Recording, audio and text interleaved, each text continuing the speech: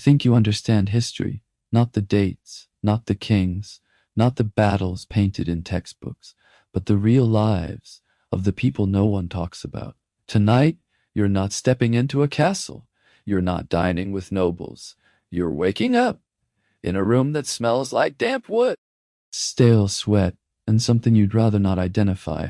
But before we begin, dim the lights. Let the world go quiet, because for the next few minutes, you're not here anymore. You wake up, not to sunlight, but to the sound of someone retching in the alley below. A wet, hollow sound, followed by coughing, then silence. There's no window, at least not a real one, just a hole in the wall, covered with a piece of cloth nailed in place, stiff, stained, and barely holding together. Glass is expensive. Glass is for churches, or for people who don't live like you. Your room, if you can even call it that, is barely larger than a storage shed. The walls lean inward slightly, as if they're tired of standing. The ceiling creaks when the wind passes, and somewhere above you, something scratches. You stopped asking what it was weeks ago. You lie on a mattress, or rather, a sack filled with straw, uneven, lumpy, alive with things you try not to think about. You shift your weight, crunch, something cracks beneath you. You freeze for a moment, then convince yourself it was just a dried nutshell, because the alternative is worse. There's no pillow, just a bundle of old cloth, possibly yours, possibly someone else's. You rub your arm, a bite, another one. You don't react anymore. It's just part of the morning. You stare up at the beams above your head, dark, warped, smoked over from years of fire and neglect. You don't pray for happiness. You don't pray for wealth. You don't even pray for escape. Just one thing, that today will be easier than yesterday. You pull the blanket off. It's damp. It's always damp from the hallway. You hear laughter, a cough, then a voice muttering something about rats. Gertrude. She's been here longer than anyone. Always tells stories about a nobleman she once entertained. No one believes her, but everyone listens anyway then. Footsteps. Heavy, slow, deliberate. You sit up, the madam. You don't see her yet, but you can hear her. Shouting about unpaid debts, about torn linens, about someone using the good soap again. Your stomach tightens. You swing your legs over the side of the bed. Cold floor, sticky in places. You don't look down. There's no time to think, no time to hesitate, because in less than 10 minutes, you need to be downstairs. Your first client is already waiting. A city guard, bad breath, worse manners, and a desperate need to feel admired. You already know what you'll say. You always do. You stand up, walk to the basin, splash water on your face. Cold, not clean, but cold enough to wake you up. You glance at the metal plate on the wall. Your reflection is warped, distorted, unreliable. You smile anyway. Not because you feel like it, but because it's the most valuable skill you have. You inhale slowly, hold it, then whisper to yourself, another beautiful day.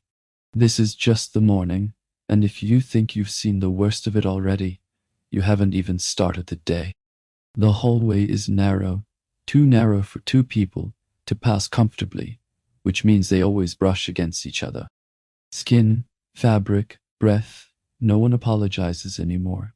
The air is thick, a mixture of cheap perfume, stale smoke, and something sour that clings to the walls. You move carefully, avoiding a loose floorboard you learned about on your second day.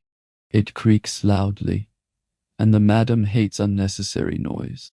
Doors line the corridor, some slightly open, some shut tight behind one. Someone is already working, a muffled voice. A forced laugh, the creak of wood under weight. You keep walking, eyes forward. At the end of the hall, a cracked mirror hangs beside a small table. This is where you prepare. You sit. The stool wobbles slightly. You steady it with your foot, a small habit that now feels automatic. On the table, a wooden comb, a small tin of rouge, a stub of charcoal, and a bottle of something that calls itself perfume, but smells more like herbs soaked in old wine. You pick up the comb, run it through your hair slowly, carefully, because pulling too hard means losing more than you can afford. You've learned how to make less look like more, to turn tired into alluring, to turn hunger into softness, to turn survival into something sellable. You dab a little color onto your cheeks. Not too much. Too much looks desperate. Too little looks sick. There's a balance. There's always a balance. Voices drift up from below, loud, already drunk. Someone slams a mug on a table. Another bursts into laughter, then coughing, always cough. You hear your name, not your real one, the one they gave you when you arrived, the one easier to remember, easier to forget. You stand. Smooth out your dress, if it can be called that, fabric worn thin at the seams, patched in places with whatever was available. You adjust the neckline slightly, just enough. Everything is deliberate. Everything is calculated. Because this is not just a job. It's performance. You take one last breath, then head down the stairs. Each step groans beneath your weight. The wood is old, warped, like everything else here.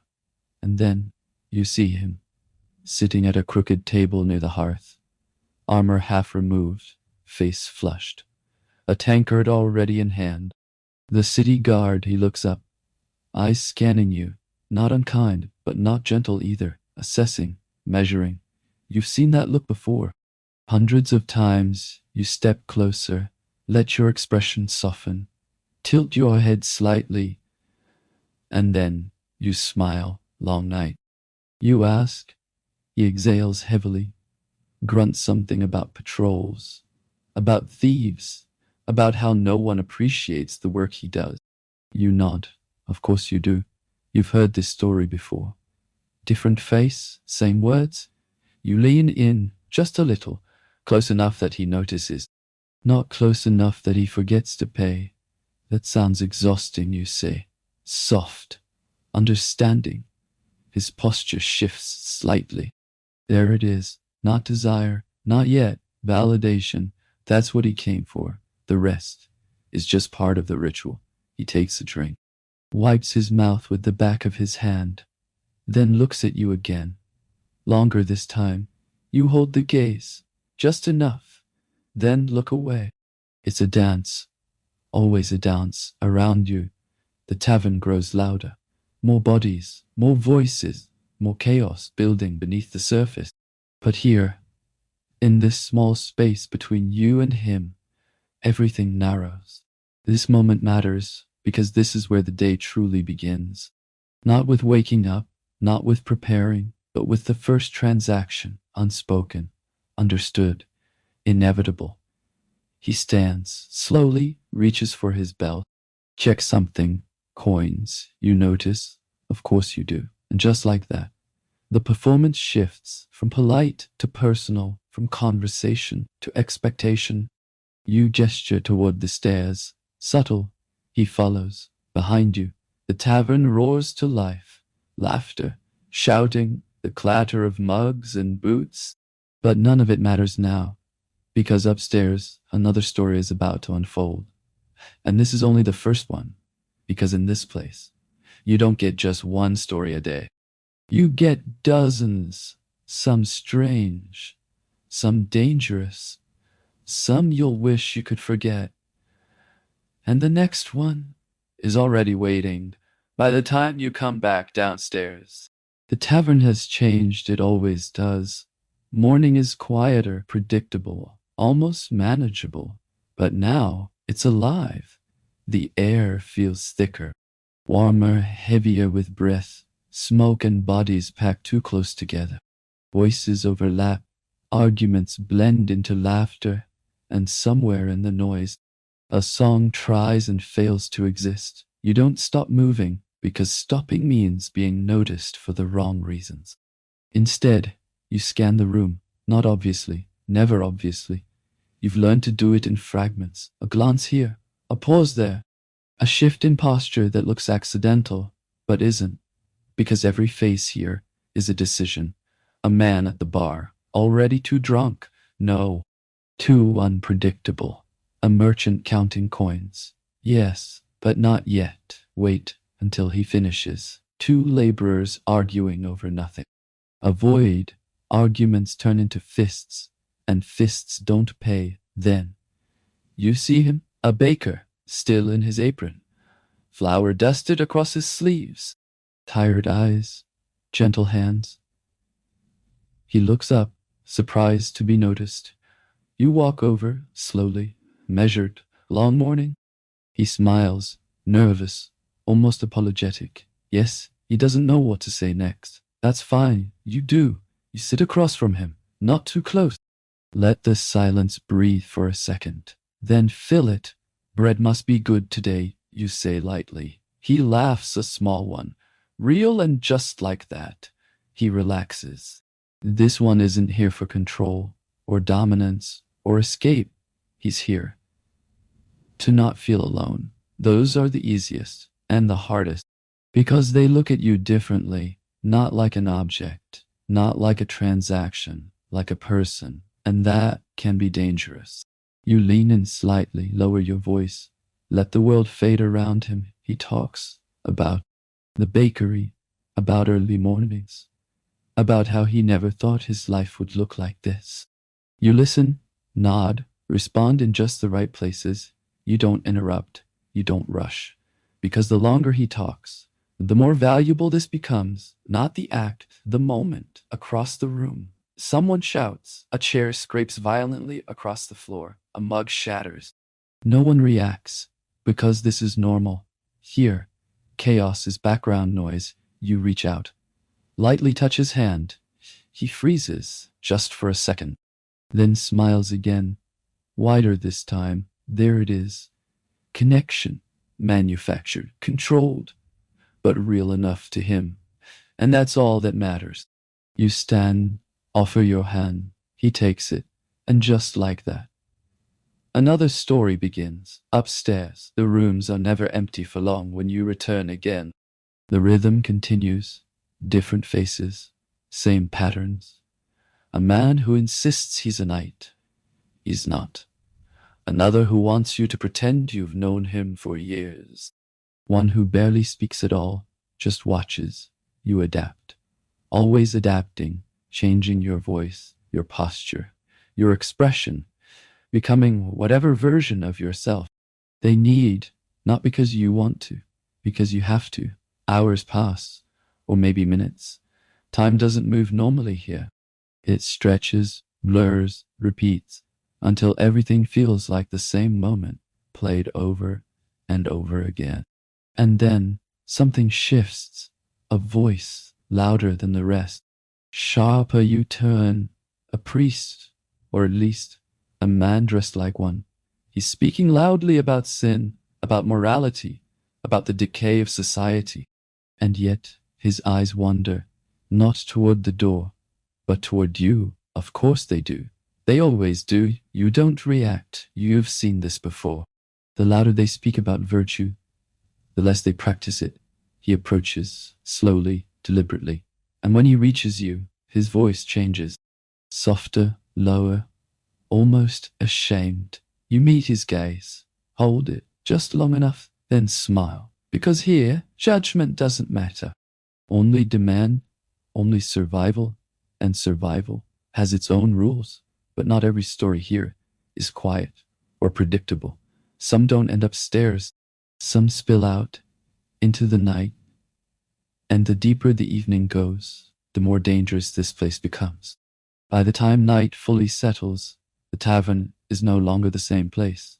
It doesn't just get louder, it changes. The air grows heavier. Not just with smoke, but with something else, tension, the kind you can't see, but you can feel pressing against your skin. The hearth burns brighter now, flames licking upward, casting shadows that twist across the walls like living things. Faces look different in this light, harder, less human, and the laughter is no longer light, it's louder, sharper. Unpredictable, you stay close to the edges of the room, not hidden, but not exposed either, because by now, Everyone is drinking faster, thinking slower, and reacting. Without thinking at all, a man stumbles past you, nearly falls, catches himself on your shoulder. Too close, too heavy, too familiar. You gently move away, smile just enough to avoid offense, because offense turns into anger, and anger turns into something worse. At a nearby table, two men are arguing, not loudly, not yet, but their voices carry an edge. Something about money, or maybe pride. It's always one of those. You don't listen closely. You don't need to. You've learned how these stories end. Across the room, a mug slams down hard enough to spill its contents. No one cleans it. The floor takes everything here. Ale, food, blood. Another laugh bursts out. Too loud, too sudden. Someone is telling a story, or shouting one. It doesn't matter, because no one is really listening anymore. They're just waiting for their turn to speak, to shout, to exist louder than the rest. You glance toward the door. Still closed. Good, because once it opens, more people come in, more noise, more chaos, and less control. You move again, circling, watching. A group near the hearth pulls you in. Not forcefully, but not gently either. Sit, one of them says. Already smiling too wide, you sit, because refusing is rarely worth it. They hand you a mug, warm, sticky at the rim. You pretend to drink. Always pretend, because staying clear means staying aware. One of them leans closer, breath thick with ale. You're quiet tonight, he says. You smile, tilt your head, just listening. He laughs, loud, too loud. The others join in, not because it's funny, but because that's what happens here. Laughter spreads faster than anything else, even fear, then. It happens, a sharp sound, not a mug, not laughter, a chair, scraping hard against the floor. Everything pauses, just for a second, then the shouting begins. The two men from earlier, now standing, faces inches apart. Hands clenched. You don't move, not yet, because moving too early draws attention, but staying too long is worse. A shove, a stumble, and then the first swing.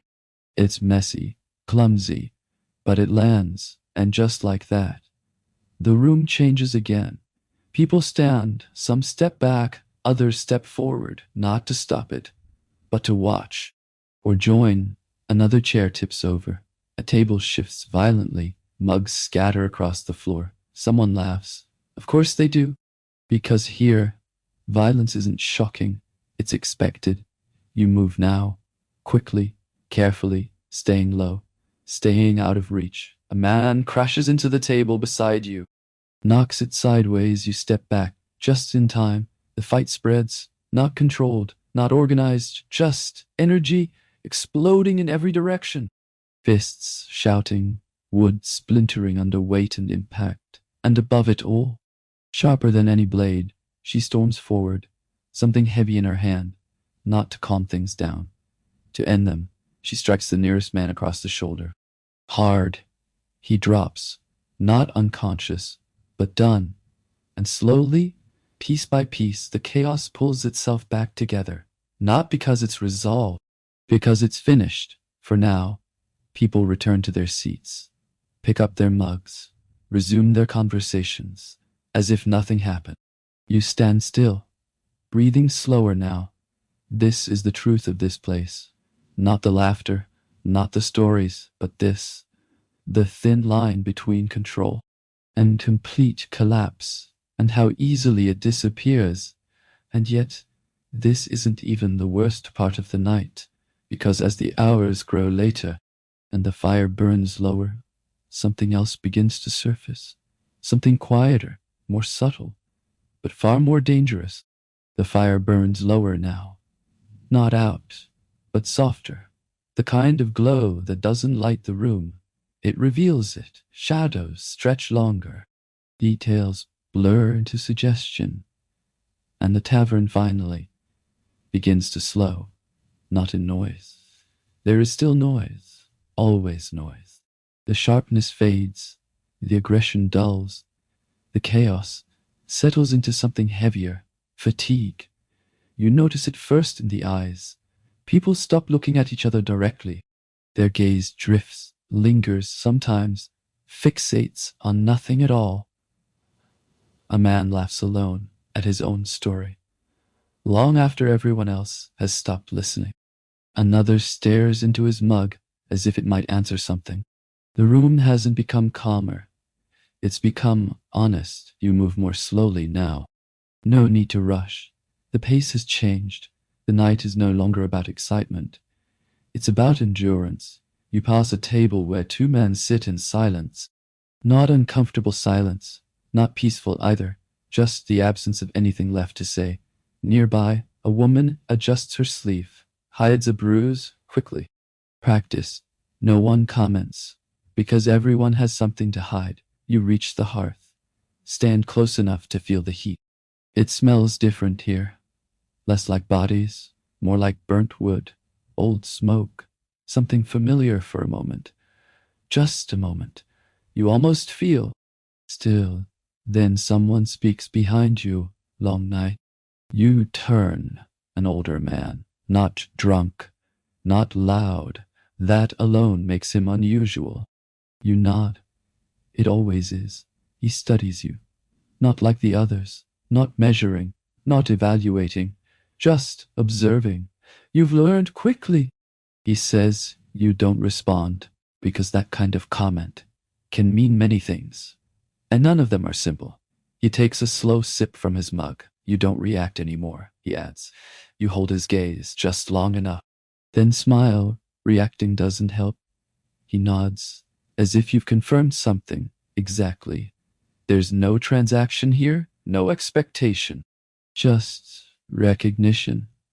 And somehow, that feels more dangerous than anything else tonight. Because being seen, even for a moment, means the mask isn't perfect. And the mask is everything. He leaves without another word. No coin, no request. Just disappears into the shifting crowd. You stand there for a second longer, then step away from the fire, because staying still invites attention, and attention is currency you can't always afford. The tavern continues around you, slower now, heavier. Someone snores in a corner, already done for the night. A pair of gamblers argue quietly over dice, too tired to shout, too stubborn to stop. And upstairs, the rooms creak again, not with urgency anymore, with repetition. You feel it now, in your shoulders, in your legs, in the way your smile takes just a little longer to form. The exhaustion doesn't arrive suddenly. It settles, layer by layer, until you don't remember what it feels like to not be tired. You lean against the wall briefly, close your eyes, just for a second. But even that is a risk, because here, rest isn't something you're given. It's something you steal, and even then, only in pieces. A laugh breaks out somewhere behind you. Unexpected, sharp. You open your eyes again. Back. Always back. Because no matter how late it gets, no matter how tired you feel, the night isn't finished with you yet. And just when you think it's almost over, when the noise begins to fade, and the room finally feels like it might rest, that's when the quiet parts begin. The parts no one talks about, the ones that stay with you, long after the night is gone. It happens slowly. Not all at once. The tavern doesn't suddenly fall silent. It fades, like a fire burning through its last pieces of wood. Voices drop in volume. Laughter becomes shorter, more forced. Conversations trail off mid-sentence, as if no one has the energy to finish them. You notice it in the pauses. The spaces between sounds grow longer, heavier. Even the floor, which has been under constant assault all night, finally gets a moment to breathe. You walk through the room again, slower now, not searching, not performing, just moving, because standing still for too long means thinking. And thinking is dangerous at this hour. A man slumps over a table, still holding his mug, not asleep, not awake, somewhere in between. Another lies beneath a bench. No one moved him. No one will. Because here, people only intervene when it affects them directly. You step around him carefully. You've learned how to navigate bodies the same way others navigate furniture. Without hesitation, without emotion, near the hearth. Two women sit side by side, not speaking, just staring into the fire. Their faces empty. Not sad, not angry, just drained. You recognize that look because you felt it too. That moment when your thoughts stop forming clearly, when your emotions flatten, when everything becomes distant, like you're watching your own life from just a step behind yourself. You sit down briefly, not with them, near them, close enough to feel the warmth, far enough to stay separate, because closeness here is complicated. You hold your hands out toward the fire. They tremble slightly. You hadn't noticed before, not during the noise, not during the movement. But now, with nothing left to distract you, your body begins to speak. Every ache, every bruise, every moment you pushed aside earlier returns. Quietly you exhale, slow, across the room. Someone mutters in their sleep. Words that don't quite form, sentences, fragments, dreams leaking into reality. You wonder, briefly, what they're dreaming about, then stop yourself, because imagining other people's dreams means confronting your own. And yours are better left alone. A draft slips through the room, cold, sudden. The fire flickers, shadows shift again. For a moment, everything feels unstable, like the whole place is barely holding itself together. You've felt that before, too. Not just here, inside, that same fragile balance between continuing and collapsing. You close your eyes again, just for a second this time.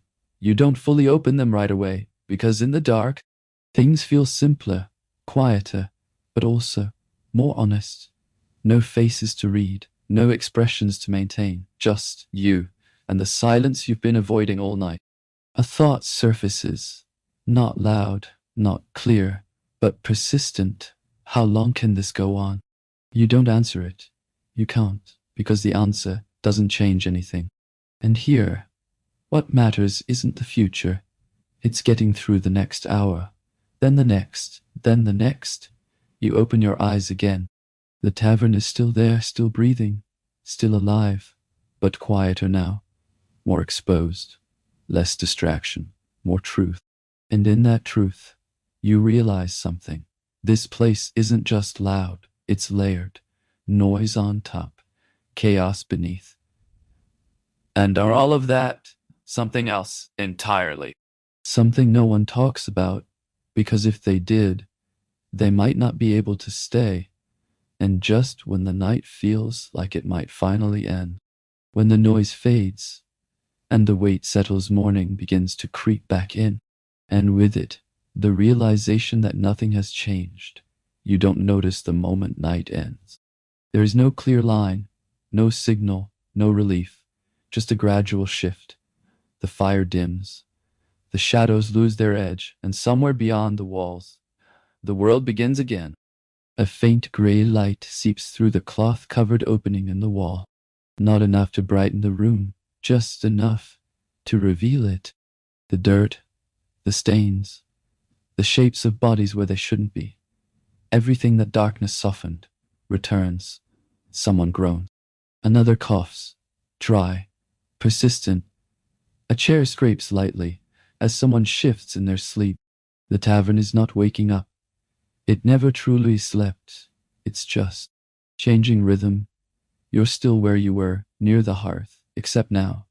The warmth feels weaker, less comforting, more temporary. You stand slowly. Your body protests. Every movement reminds you of the hours behind you.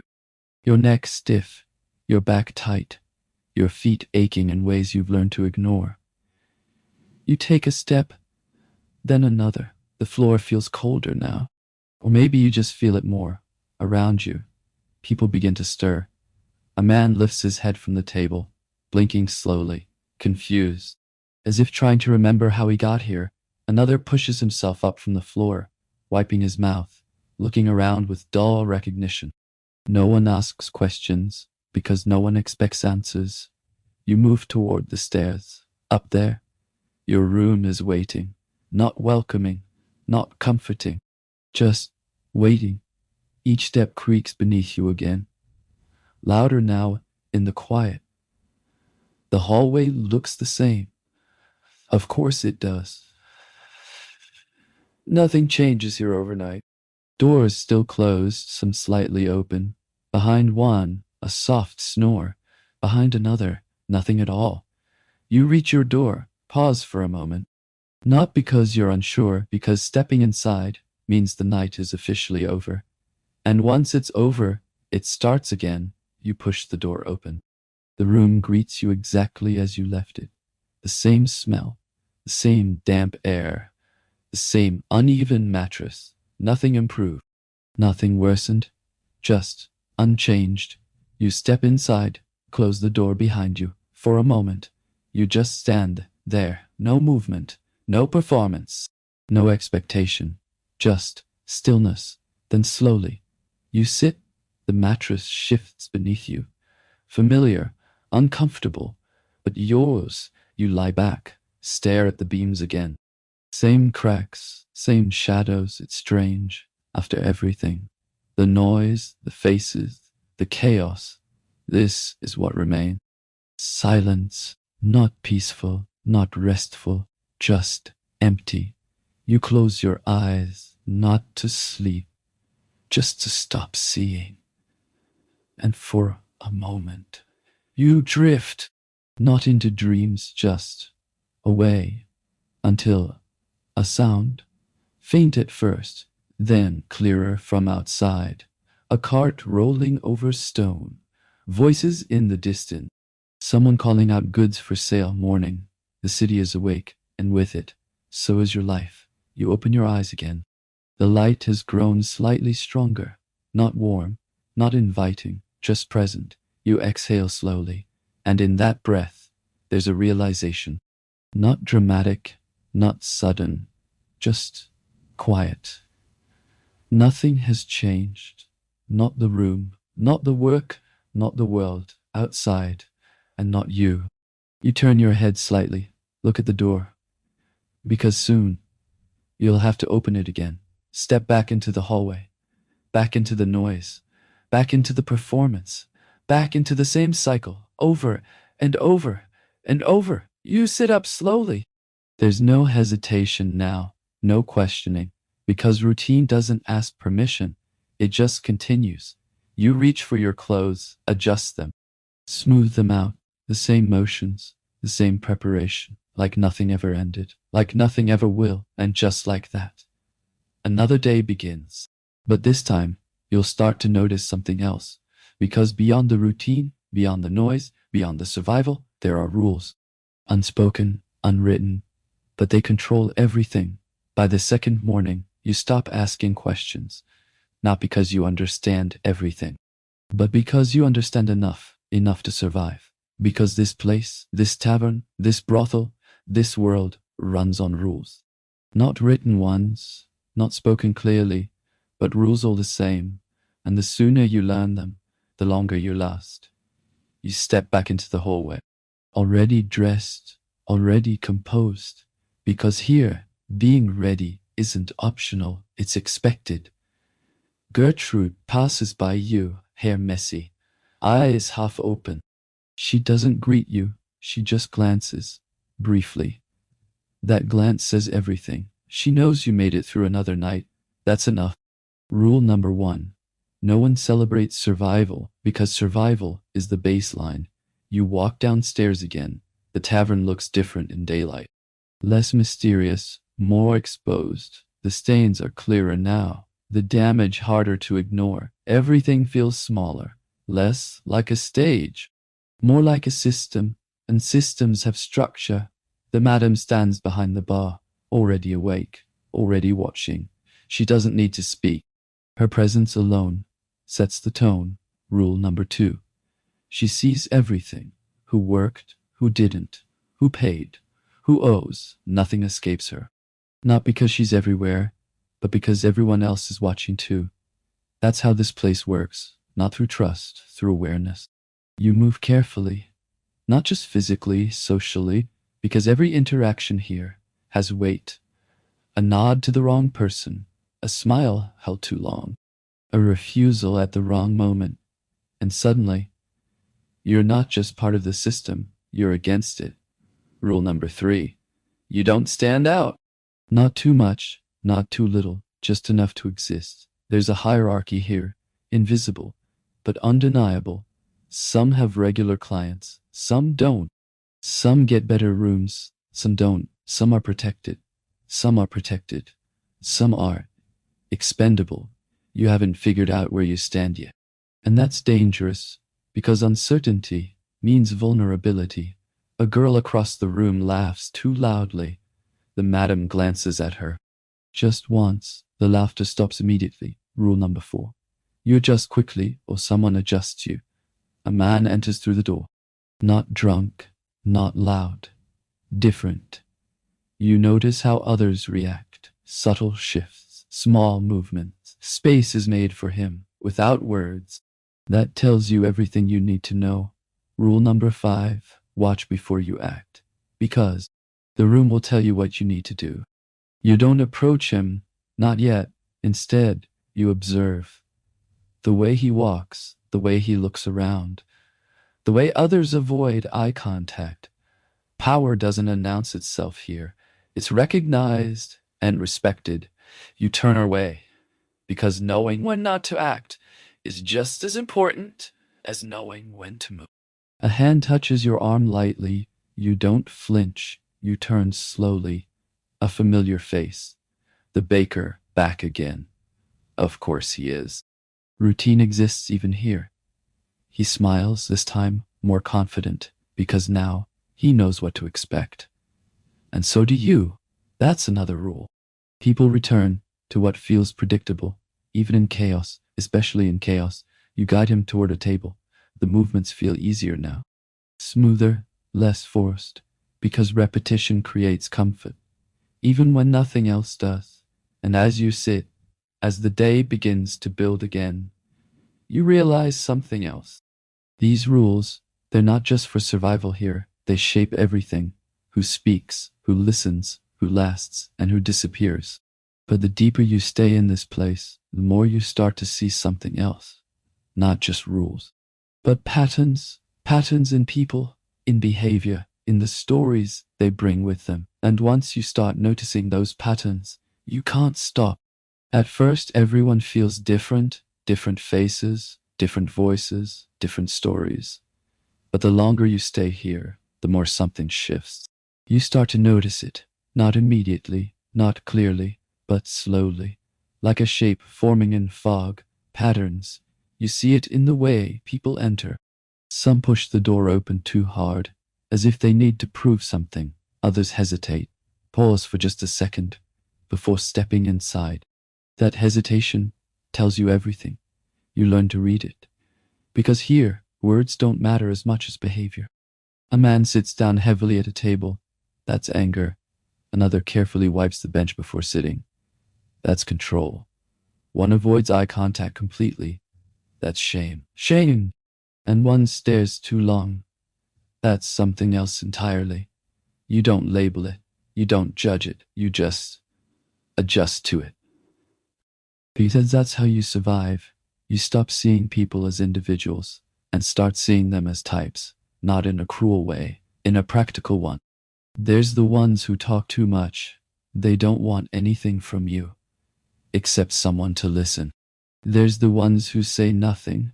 They want control, predictability, silence. There's the ones who laugh too loud, too often. They're not happy. They're hiding something. And then there are the ones you learn to avoid. The ones who move unpredictably, speak suddenly, react without warning. You recognize them quickly now, because once you've seen it, you don't forget it. You're standing near the wall again, watching, always watching. A group of men play dice at a nearby table.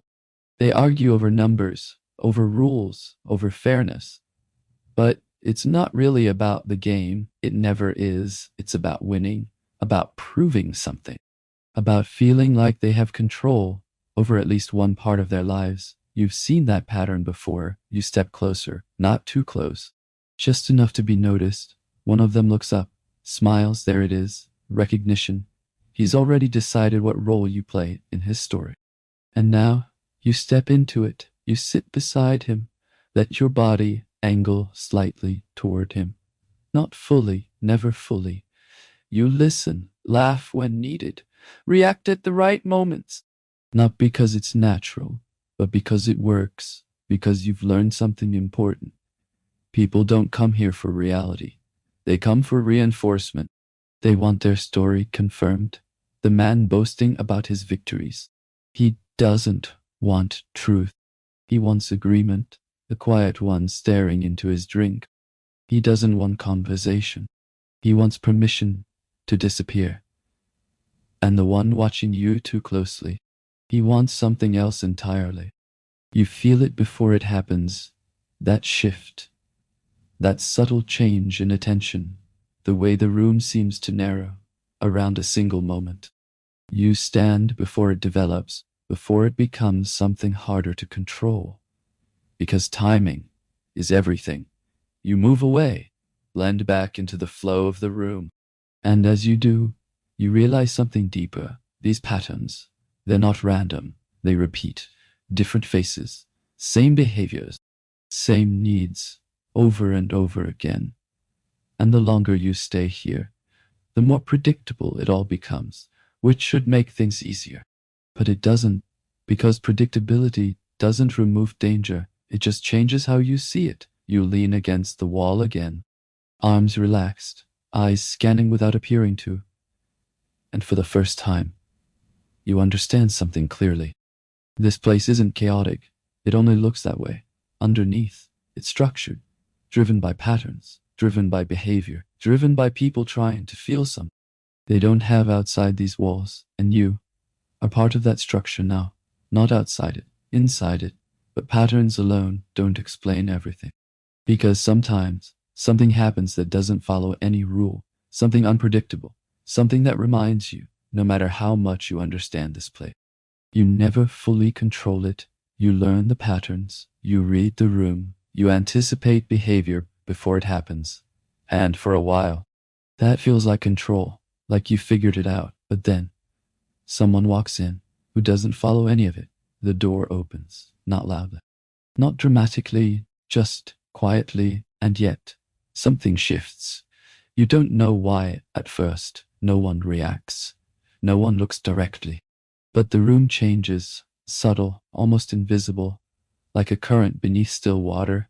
You notice him standing there, not drunk, not loud, not trying to be seen, and somehow that makes him stand out more than anyone else. He doesn't scan the room like the others. He doesn't look for attention. He just watches, slowly, carefully, as if he's not part of this place, but studying it. Studying you. You don't approach him. Instinct. Something in you says, wait, because this isn't a pattern you recognize. He walks in further, steps measured, controlled. He chooses a seat in the corner, not hidden, but not exposed. And then he does nothing. No drink, no conversation, just sits, watching. Time passes, or maybe it stretches again. The room continues around him. Laughter, dice, voices overlapping, but he doesn't join.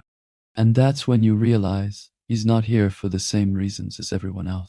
That thought alone is enough to make your chest tighten slightly. Because here, predictability is safety, and he isn't predictable. You glance toward the madam. She's noticed him too. Of course she has. But she doesn't act. That tells you something. Not safety. Uncertainty, and uncertainty here is dangerous. He finally moves. Just slightly, his gaze shifts toward you, not quickly, not aggressively, just deliberately. You feel it before you fully see it. That weight, That focus, you don't look away immediately. That would be weakness, but you don't hold it too long either. That would be an invitation. There's a balance. There's always a balance. He stands. No rush, no hesitation, and begins walking towards you. The noise around you fades slightly, not because it stops, but because your attention narrows. Every step he takes feels intentional, measured. You prepare without thinking. Posture, expression, breath, everything shifts into place. The version of you they expect, but something feels off, because you don't know what he expects. And that's the problem. He stops in front of you close enough, but not too close. You're new, he says. Not a question, a statement. You smile. Slight, controlled. Not anymore. He studies you. Longer than necessary. Not with desire. Not with judgment. With curiosity. And that is worse, because curiosity means he's not following the script. You've adapted quickly, he says. You don't answer right away, because answering incorrectly could shift something you don't understand yet. I do what I need to, you reply. He nods slowly, as if that confirms something. Then he smiles, but it's not warm, not inviting, just knowing. You'll last longer than most, he says. And then he turns, walks away, just like that. No request, no transaction, nothing. You stand there for a moment because something just happened, and you don't know what it was. The room fills back in around you, noise returning, movement resuming, but you feel it. That subtle shift, like something unseen, has changed direction. You glance toward the corner again. He's gone. No one saw him leave, or if they did, they didn't care. And that's the part that stays with you. Not what he said, not how he looked at you, but the fact that, for a moment, everything you understood about this place wasn't enough, because no matter how much you learn, no matter how well you adapt, there will always be things here that don't follow the rules, and those are the ones you remember. After he leaves, everything goes back to normal, or at least Dives returns, the voice returns, the rhythm resumes, dice hit the table. Nothing is different, and yet something is. You feel it, not in the room, in yourself. A slight hesitation where there wasn't one before. A fraction of doubt in a system you thought you understood. You move again, because movement hides thinking. You pass through the same spaces, the same faces, the same routines repeating themselves. A man laughs too loudly. Another argues over nothing. A third leans too close, trying to feel important. You recognize them all. You know exactly how to respond. Smile here, not there. Step away at the right moment, and it works. Of course it works, because this place is predictable. But now, you've seen something that isn't, and that changes everything. You approach the bar. The madam is there, counting coins, as always. Her fingers move quickly, precisely. She doesn't look up. You're distracted, she says. You freeze, just for a fraction of a second, then recover. I'm working. She snorts softly. That's not what I said. She finally looks at you. Her eyes don't linger. They don't need to. She's already seen enough. You saw him, she says. Not a question. You don't answer. Because here, silence is often safer than honesty. She leans slightly closer. Don't think about it, she adds, simple words. But they carry weight. Because when someone tells you not to think about something, it's already too late. You nod. Of course you do. That's another rule. You don't challenge what you don't understand. You don't ask questions that won't be answered. You don't dig into things that might dig back. You step away from the bar. The room feels the same again. But your awareness has changed now. You're not just watching patterns. You're watching for breaks in them, for things that don't fit, for moments where control slips, And once you start looking for those, you see them everywhere. A man gripping his mug too tightly, as if holding on to something invisible. A woman laughing, then stopping suddenly, as if she forgot why she started. A gambler rolling dice again and again, long after the outcome stopped mattering. These aren't just actions, they're cracks, small fractures in the illusion that everything here is under control. Because it isn't, it never was, you've just been good at pretending it is. The realization settles slowly, like everything else in this place. Not sharp, not sudden, just inevitable. You step back toward the wall. Again, your usual position, your usual perspective. But now, you see more. Not just what people do, but what they're trying to hide and what they're trying to convince themselves of. That they're in control. That they're choosing this. That they understand what's happening. You understand now too. Not everything, but enough to know that control here isn't real. It's constructed, maintained, reinforced by repetition, by routine, by people playing their roles over and over again. And as long as no one steps out of that, it holds.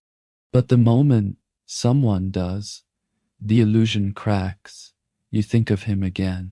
The man who didn't follow the pattern, the one who saw you without needing anything from you, and for the first time, you wonder something dangerous. Not about him, about yourself. If the system works, because everyone plays their part. What happens when someone's stuck? Sooner or later, everyone reaches that moment, that point where the performance feels too heavy, too repetitive, too empty. And when that happens, you just risk breaking the rules. You risk breaking the entire system. At some point, you stop noticing the hours. They don't pass the way they used to. They don't feel like time anymore. They feel like repetition, the same movements, the same words, the same expressions, cycled endlessly. And at first, that's what protects you. Routine creates distance. Distance creates safety. Because if everything is the same, you don't have to think. And if you don't think, you don't feel. But then, something shifts. Not outside, inside. It begins quietly. A moment where your smile lingers too long. A pause where your response comes too late. Because you were somewhere else in your head. A flicker of awareness that what you're saying isn't yours. You're standing near a table, listening to a man speak. You hear the words, you respond correctly. You nod at the right time. But something feels off, like you're watching yourself do it. Not fully present, just operating. And for the first time, that realization doesn't pass. It stays. You excuse yourself, step away. The noise of the tavern swells behind you again, but it doesn't pull you back in the same way. Because now, you're aware of it, aware of the patterns, aware of the roles, aware of yourself inside them. You reach the edge of the room, your usual place, but it doesn't feel the same anymore.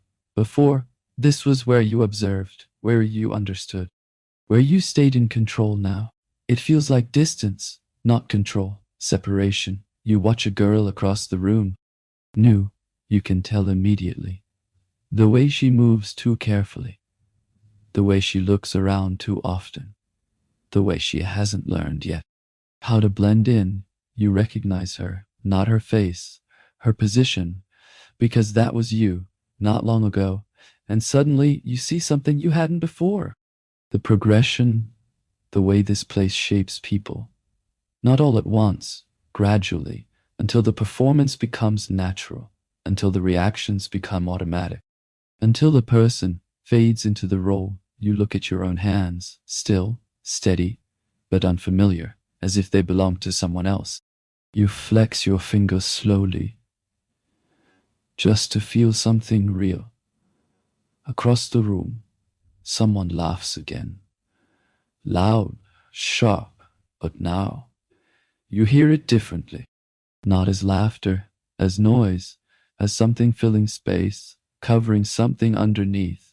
And you realize You've been doing the same thing, filling space, playing a part, maintaining a rhythm, because stopping would mean facing what's underneath, and what's underneath is not something this place allows. You lean back against the wall, close your eyes briefly, not to rest, to center yourself, to remember something, anything that feels like you. But nothing comes immediately. And that is what unsettles you the most. Because the longer you stay here, the harder it becomes to separate the role from the person playing it. You open your eyes again. The tavern is still there, still moving, still functioning exactly as it should. Nothing has broken, except something inside you has shifted. Not enough to change your actions, but enough to change how you see them. And once you see it, you can't unsee it. Because awareness is not freedom, it's the beginning of something else. Something heavier, something that forces you to ask, if this is all a performance, then what happens when you stop believing in it? Awareness doesn't set you free. It traps you, because once you see the pattern, you can't go back to pretending it isn't there.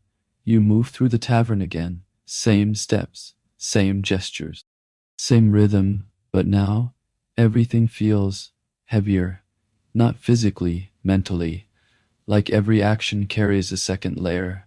What you do, and what you know you're doing. A man speaks to you. You respond, smile, tilt your head slightly.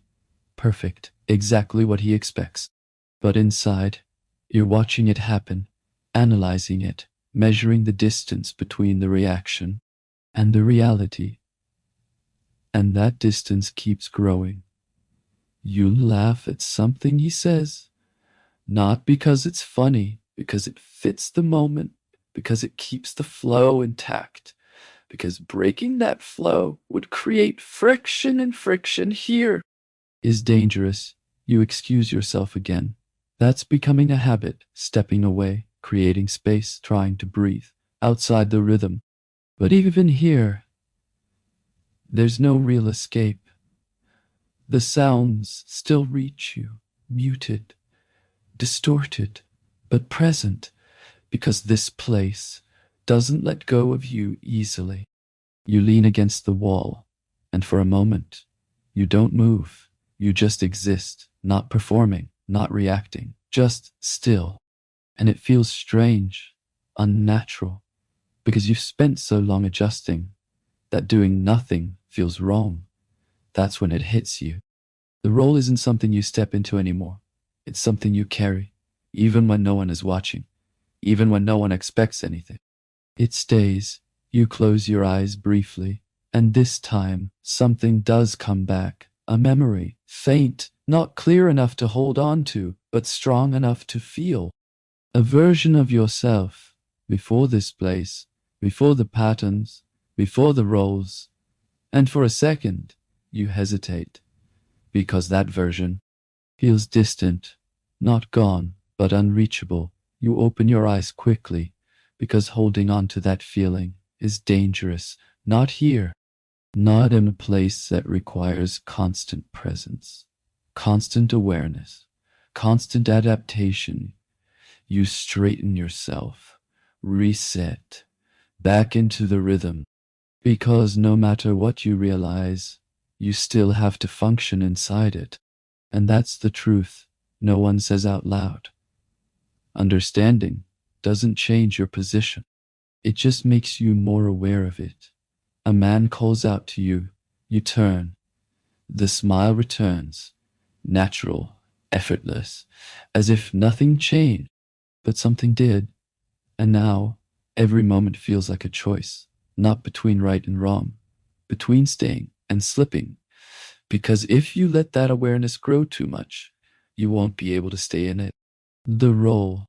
And if you can't stay in the role, you don't last here.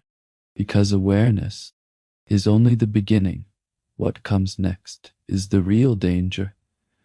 The moment when knowing isn't enough anymore, and something inside you starts to resist. It doesn't happen all at once. There's no sudden break, no dramatic moment, just small shifts, subtle changes in how you respond. You hesitate a second longer. You pull away slightly sooner. You say less than you used to at first. No one notices. No one notices. Because the system is flexible. It adjusts. It absorbs small inconsistencies. But over time, those inconsistencies build. You feel it first. That resistance, not loud, not obvious, just present. A quiet voice asking, why? Why this reaction? Why this role? Why this version of you? You ignore it. Of course you do. Because questioning the system means destabilizing your place inside it. And instability here is risk. You move through the tavern again.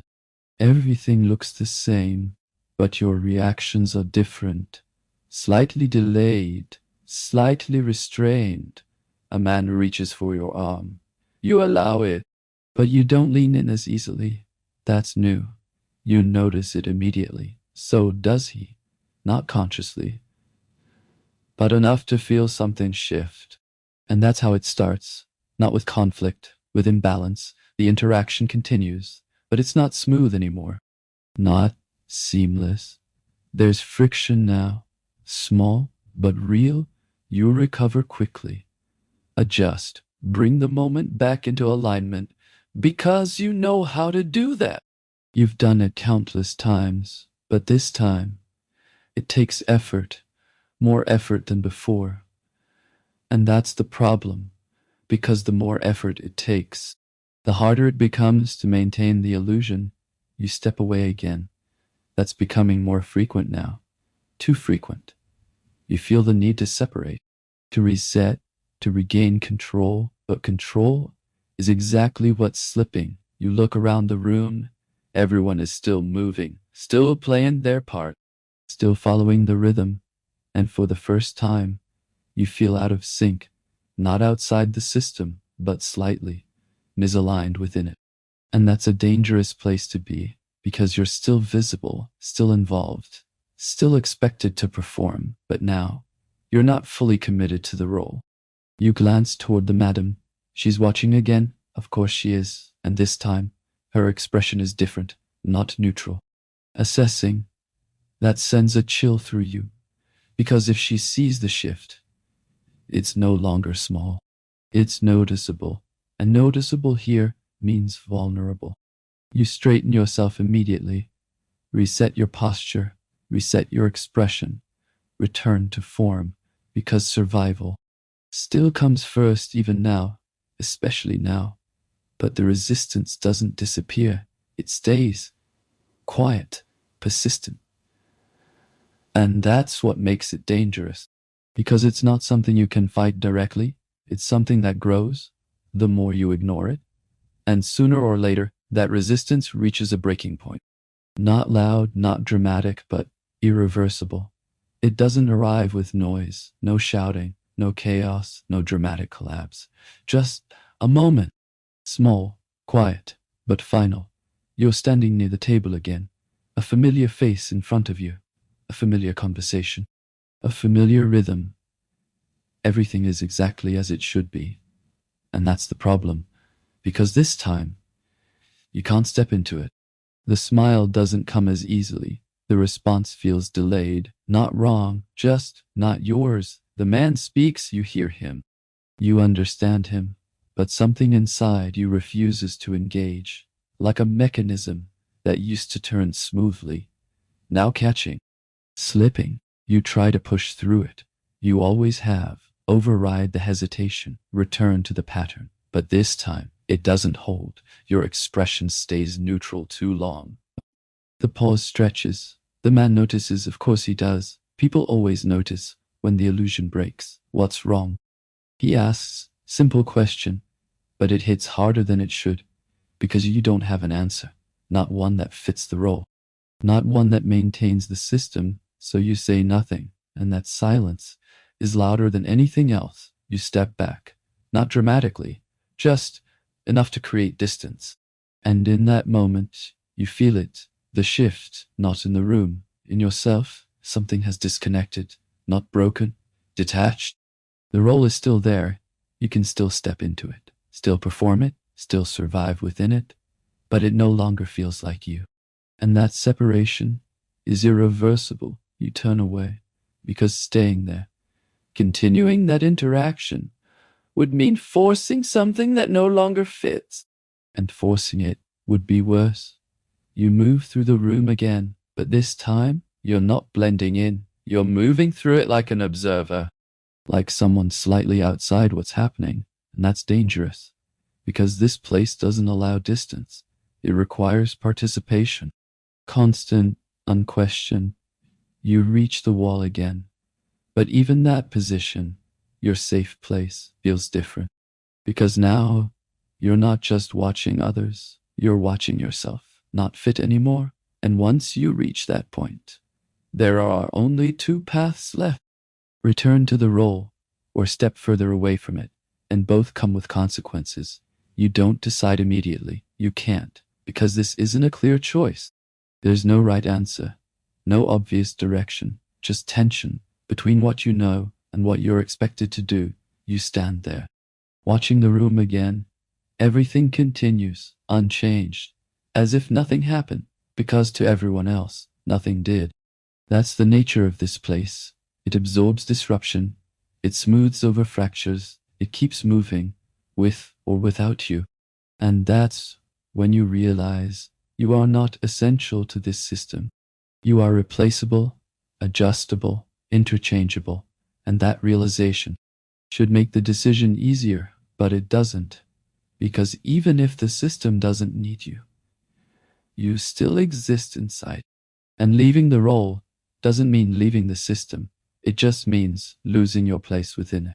A man calls for you again. You hear it, clear, direct. You could go, step back into the rhythm, rebuild the illusion, continue as if nothing changed. And it would work, you know it would, because you've done it before. But now, there's resistance, not hesitation, something deeper. A refusal, not loud, not visible, but present. And you can't ignore it anymore. You don't move. The call comes again. More impatient this time. Still, you stay where you are. That's the choice. Not dramatic, not declared, but real.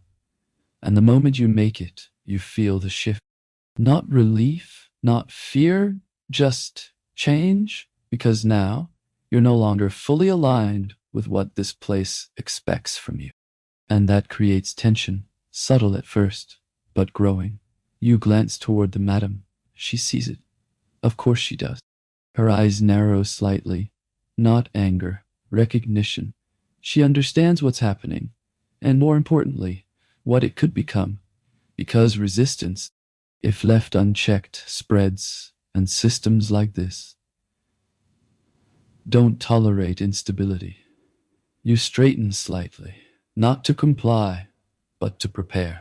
Because whatever comes next won't be passive, and when a system senses something breaking, it responds, not with chaos, but with precision. It starts subtly. Not confrontation, not punishment, adjustment. You feel it in the way the room responds to you.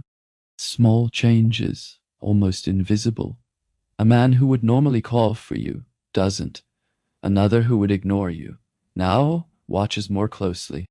The balance shifts, not enough to disrupt everything, but enough to remind you. You're being noticed. The madam moves through the room, not directly toward you, but closer than before. Her presence alone recalibrates the space. People adjust. Postures change. Voices lower slightly. That's power. Not loud, not forced, just understood. She stops near you, not facing you, not addressing you directly, but close enough that you feel it. You're slowing down, she says again, not a question. You don't answer immediately, because now, every word matters more. I'm thinking, you say. Wrong answer. You know it the moment it leaves your mouth. Because thinking is not part of the role. She turns her head slightly, just enough to look at you, and in that look, there's no anger, no frustration, just calculation. You don't need to think here, she says quietly. That lands harder than anything else, Because she's right. This place doesn't require thought. It requires execution, consistency, predictability, and what you're doing now is none of those things. She steps away, just like that. No threat, no escalation. But the message is clear. Return to the role, or the system will adjust around you. And when systems adjust, they don't do it gently. You stand there, still, feeling the pressure build, not from her, from everything. The room, the expectations, the structure holding it all together. And now, you're pushing against it, not fully, not openly, but enough. Enough to feel resistance pushing back. You take a breath. Slow, controlled, because this is the moment, not the breaking point that already happened. This is what comes after. The part where you decide what kind of person you are inside this place. Because the system won't stop, it will continue with or without you. The only question is, will you adapt back into it or continue drifting away from it? And either way, something will be lost. Because once you start pulling away from a system like this, it doesn't just let you go. It doesn't come as punishment, not immediately, because this place doesn't waste energy on force when pressure works better. You feel it in the air first, that subtle shift, not louder, sharper, more aware of you. The room continues. But now you're no longer invisible inside it. And invisibility was your greatest protection. You move again. But the movement feels different, not smooth, observed, measured. A man reaches for someone else instead of you. That shouldn't matter, but it does, because that's not random. That's adjustment, the system correcting itself. You notice more of it now, less attention, fewer calls, a subtle distancing, as if the room itself is rebalancing without you. And that's when it hits you. This isn't about rejection. It's about replacement. You are no longer fitting the role. So the system begins to function around you. Without you, you approach the bar again. The madam is there. Of course she is. She always is when something shifts. You stand in front of her. This time, you don't wait. You're pulling me out, you say. Direct, too direct. Her eyes flick up, and for the first time, there's something different in them. Not calculation, confirmation. You're stepping out, she replies calmly. And that is worse, because she's not forcing anything. She's letting you do it yourself. That's the design. The system doesn't break you. It lets you misalign until you no longer belong. You hold her gaze for a second too long, and in that moment, you understand something clearly. There's no confrontation here, no argument, no negotiation, just outcomes. You still have a place, she adds, not reassuring, conditional. As long as you stay in it, there it is. The line invisible before, clear now. You step back slowly, not defeated, not yet, but aware, completely aware. Because now, you're no longer drifting. You're standing at the edge, and edges require decisions. Because once you see the system clearly, you can't unknow it. And that means every choice you make from here is intentional. You don't move right away. Not back into the crowd, not away from it. Just stand there because for the first time, you're not reacting, you're choosing. And choice feels unfamiliar here. You look around the room again. The same people, the same noise, the same patterns repeating endlessly. But now, you see the cost of it, not just in others, in yourself, the smiles that aren't real, the laughter that fills silence, the roles played so often they become identity, and for a moment, you ask yourself something you've been avoiding this entire time. Do you want this to be you? Not survival, not necessity, identity, because staying here isn't just about continuing the role. It's about becoming it, fully, irreversibly. You take a step forward.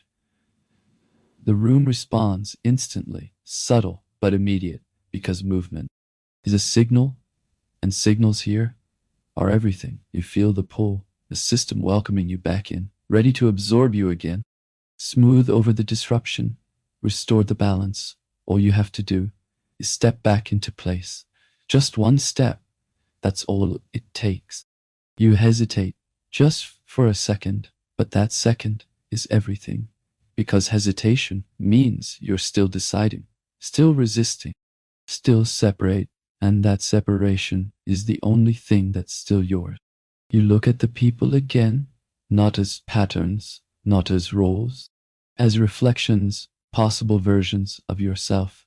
The loud ones, the quiet ones, the broken ones, the ones who don't even realize what they've become. And then you make the choice, not dramatic, not visible, but real. You step forward, but not back into the same role, not the same rhythm, something different, subtle, but enough to remain inside the system without fully surrendering to it. And that's the most dangerous position of all, because now you're neither fully part of it, nor fully outside it. You exist in between, and places like this don't like in between, because staying in between means the tension never goes away. It builds slowly until something forces it to resolve. Once you step into in between, there's no comfort left, no clear rhythm, no stable ground, just tension, constant, subtle, growing. You move through the tavern again, but now every interaction feels fragile, like it could shift at any moment, because you're no longer fully aligned with what's expected of you. And the system knows it, even if no one says it out loud. You sit at a table, a man joins you, normal, routine, but something feels different. He watches you more closely, not with suspicion, with uncertainty, because you're not giving him what he expects, not completely.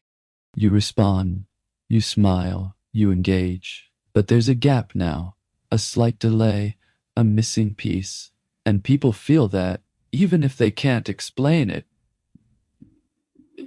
He leans closer, trying to pull you back into the rhythm, into something familiar, but instead of matching him, you hold your position, not rejecting, not complying, just present, and that unsettles him, because uncertainty makes people uncomfortable. He pulls back slightly. Conversation weakens, and eventually it ends, not dramatically, just unfinished. You sit there for a moment longer, because that's new. Before, you would have carried the interaction, maintained the flow. Now, you let it collapse, and that changes everything, because the system depends on continuity, on smooth transitions, on predictable outcomes, and you're disrupting that. Not loudly, but consistently. You stand, and as you do, you feel it again. That shift in the room, more noticeable now, more direct. People glance at you differently, not avoiding, not approaching, just aware. You're no longer blending in. You're becoming a variable, and variables make systems unstable. You walk toward the bar. The madam is already watching. Of course she is, this time. She doesn't wait. You're affecting the room, she says quietly, no accusation. Just a statement, and that hits harder than anything else, because it confirms what you already felt. This isn't just about you anymore. Your shift is spreading, small, subtle, but real. You don't respond immediately, because now every word is a commitment, and you're not sure which direction you're willing to commit to. She leans closer, not threatening, but precise. This place works, she says, because everyone knows their part. A pause. Then, you don't. Silence. Heavy. Because she's right. You don't. Not anymore. And that uncertainty is starting to affect everything around you. You step back again, not retreating, just creating space. Because now, the tension isn't just internal, it's external, visible and growing. Because tension doesn't stay still, it builds until something forces it to break. There's always a moment. In every system, in every structure, in every place built on repetition, where tension becomes too much. Not explosive, not chaotic, just undeniable. You feel it now. Not as pressure, as clarity.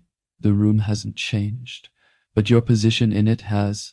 You're no longer drifting. You're standing at a threshold. And thresholds don't last. They force movement, one way or the other. A voice calls out again, this time louder, more insistent, the kind of call you would have answered without thinking before. Now, you pause, just long enough for everyone to notice, and in that pause, everything becomes clear. This isn't about performance anymore. It's about identity, who you are inside this place, and whether that person still belongs here. You take a step forward, but not toward the voice, toward the center of the room. That alone is enough to shift the atmosphere, because movement outside the pattern draws attention, and attention changes everything. Conversations quiet slightly, not fully, but enough.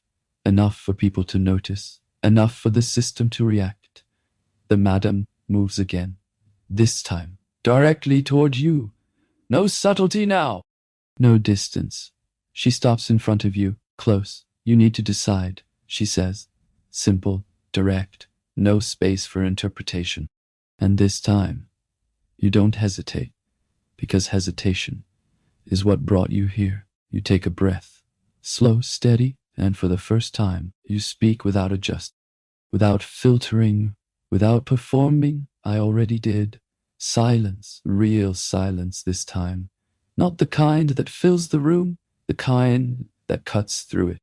Her eyes narrow slightly, not anger, recognition, because she understands exactly what you've done. You haven't left, you haven't broken the system, but you've stepped outside of what it expects from you. And that is the most dangerous position possible, because now you're unpredictable. And unpredictable elements force systems to adapt or remove them. You hold her gaze, not challenging, not submissive, just present. And in that moment, everything hangs in balance. Not the room, not the system, you. What happens next won't just determine your place here. It will determine whether you stay part of it at all. Because once you reach the point of no return, there's no going back to how things were. Once a system is disturbed, it doesn't panic. It adapts, quietly, efficiently, and always with intent. The moment passes. That silence between you and the madam breaks, not with conflict, with continuation. The tavern resumes. Voices return, mugs clink, dice roll as if nothing happened. But now, and then, it adjusts around the disruption. You feel it almost immediately. Subtle changes. A girl takes your place at a nearby table.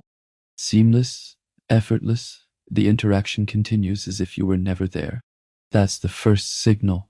Replacement, not punishment. Correction. You move through the room again this time. No one calls for you, not because they don't see you, but because the system has already redirected them. You are still present, but no longer integrated, and that difference is everything. You approach a group, pause slightly, wait for the moment to enter, but it never comes.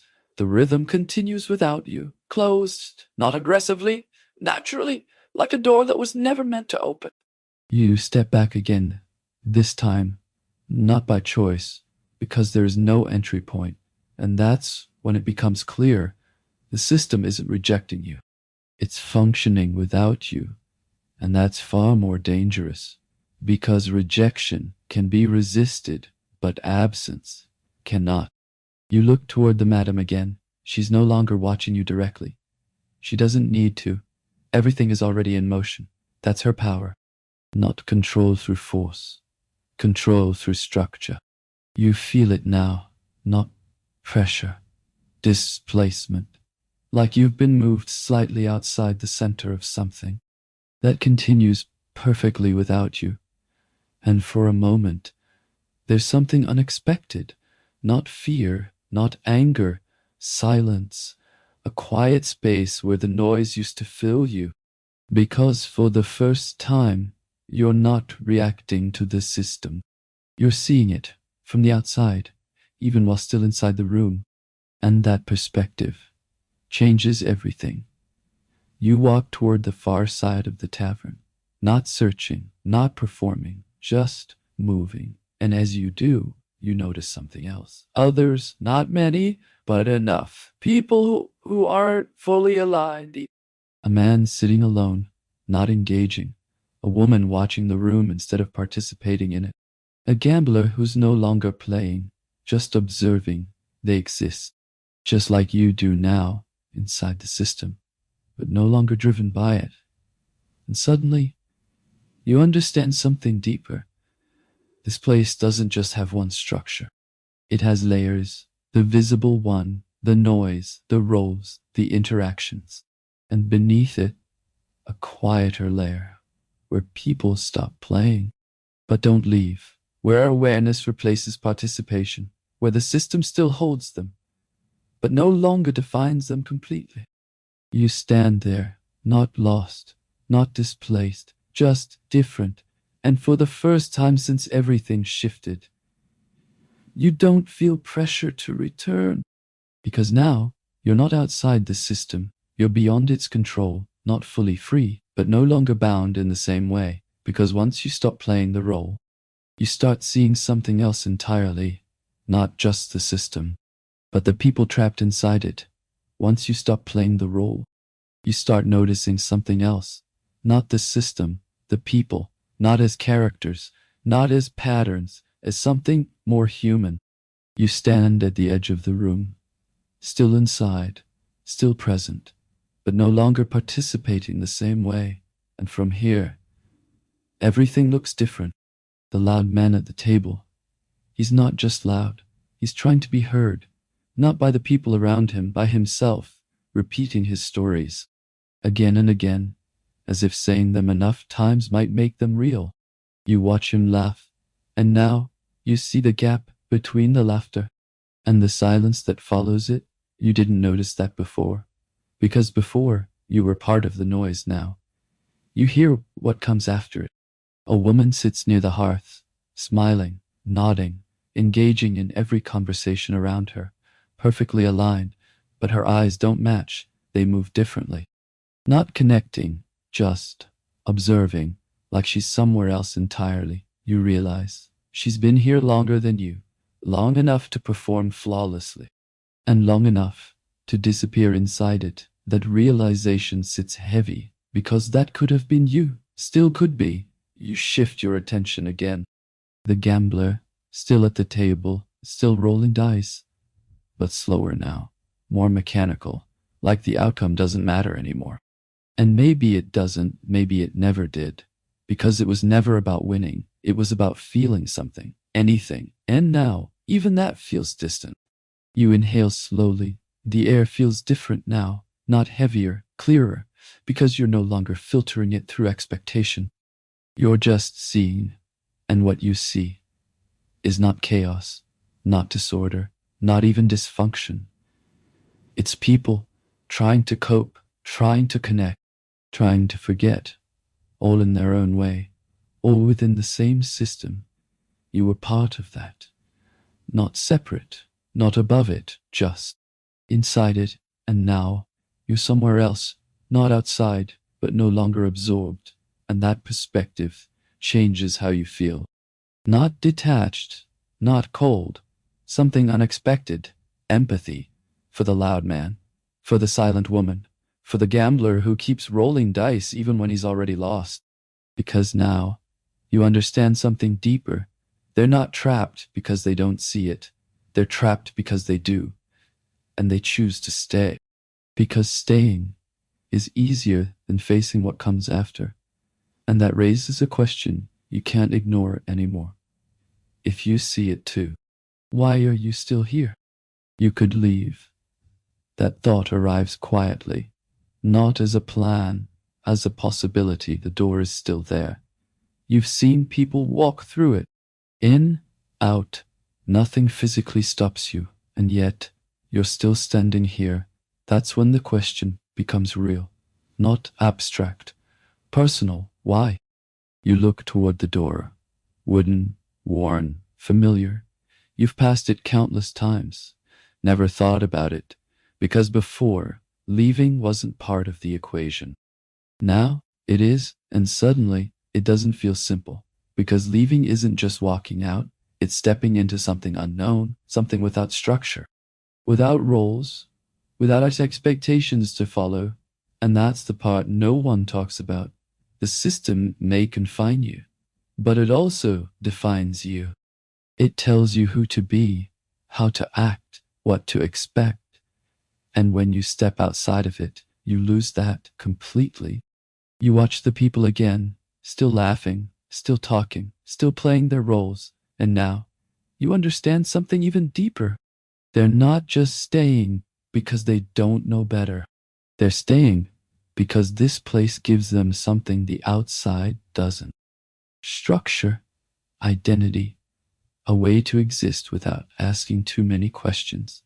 And for a moment, you feel it, that pull, not toward the system itself, but toward the certainty it provides, the simplicity, the predictability, the ability to stop thinking, because thinking is what brought you here. To this edge, to this moment, you take a step, not toward the door, not away from it, just forward. And that's when you realize this isn't about leaving the place. It's about leaving the version of yourself that belonged to it. And that's harder because that version kept you safe, kept you functioning, kept you from asking questions you didn't want answers to. You exhale slowly. The noise of the tavern surrounds you again. But it doesn't consume you anymore. It exists, and you exist within it, but not defined by it. And that's the shift. The real shift. Not leaving, not escaping, but seeing clearly, and choosing who you are within what you see. Because once you reach that point, the story doesn't end. It transforms, something shifts again, not in the room, in you. Because for the first time, you're not trying to belong. Not trying to leave either. You're just there. And that changes the way everything feels. The noise continues. The laughter, the shouting, the endless rhythm of the tavern. But it no longer pulls at you. It surrounds you, without consuming you, without consuming. You walk slowly through the room, not searching, not avoiding, just moving. And as you do, something subtle begins to happen. People notice not consciously but instinctively, because you're no longer reacting to the same signals they are. And that difference is felt. A man tries to pull you into a conversation. You respond. But you don't overextend. You don't fill the silence. You let it exist, and for a brief moment, he pauses, as if unsure what to do next. Because the pattern didn't complete, you move on, not dismissive, just complete. Another interaction. A woman smiles at you, a familiar invitation, before you would have stepped fully into it. Now, you acknowledge it, but you don't become it. And something interesting happens. She holds your gaze a little longer, not confused, curious, because you didn't follow the expected path. And that curiosity is different from everything else in this room. It's not driven by the system. It exists outside of it. You continue walking, and the more you move this way, the more you feel it. Not control, not dominance, something quieter, presence. The kind that doesn't demand attention, but naturally shifts it. You stop near the center of the tavern again. Not because you have to, because you choose to. And for a moment, everything feels still, not silent, but balanced. Because now, you're not being moved by the system. You're moving within it. And that distinction is everything. You glance toward the madam. She's watching again. Of course she is. But this time, her expression is different. Not measuring, not correcting, recognizing, because she understands something most people here don't. The system only controls those who need it to define them. And you don't anymore. That doesn't make you powerful. It makes you free in a way that doesn't require escape. And that kind of freedom is rare, because most people think freedom means leaving, running, breaking away, but real freedom is staying without being owned by what surrounds you. And once you reach that state, there's only one question left. What do you do with it? Freedom isn't an ending. It's a beginning, but not the kind people expect. There's no applause, no clear direction, no sudden clarity about what to do next. Just space, and space can feel just as overwhelming as confinement. You stand there, fully aware now, not pulled, not pushed, just present, and for a moment, you don't move. Because now, movement is no longer automatic. It's intentional, and that makes every step matter. You look around the tavern again, but this time, you're not observing paternability. The loud man could stop talking, the silent woman could speak, the gambler could walk away from the table, and you could do anything. But here's the truth. Most people won't, not because they can't, because they won't choose to, because choice requires responsibility. And responsibility is heavier than any system. You feel that weight now, not as pressure, as awareness. Because now, whatever you do next is yours, fully, no excuses, no patterns to hide behind, just choice. You take a step this time towards someone sitting alone, not to play a role, not to perform, just to connect, simple, real, and for a moment.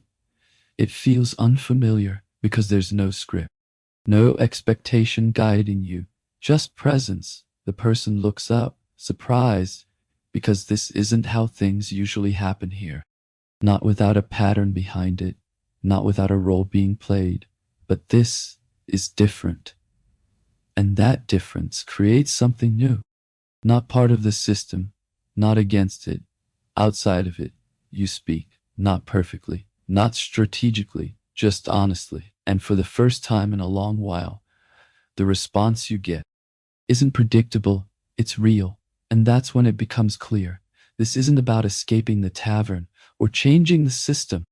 It's about creating something real inside a place built on patterns, small moments, brief connections, tiny disruptions that don't break the system, but remind people there's something beyond it. You glance around one last time. The tavern is still the same. Loud, chaotic, alive. But now, you see something more, not just the system, not just the patterns, possibility, and that changes everything. Because once you see possibility, you can't go back to just playing the game. And now, only one thing remains.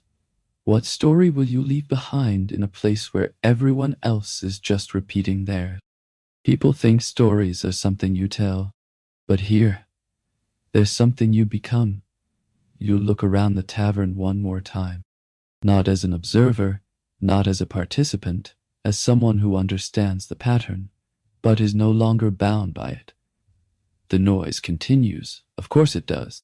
It always will, because places like this don't end, they repeat, endlessly. New faces, same roles, same rhythms, different night, same story. And for a moment, you realize something unsettling. If you stayed long enough, you wouldn't notice the difference anymore. You'd become part of the repetition, just another voice, another laugh, another role, perfectly aligned with everything else. That's how it works, not through force, through familiarity, through comfort, through the slow erosion of awareness. You take a step back, just slightly, enough to feel the distance, enough to remember you don't belong to it anymore.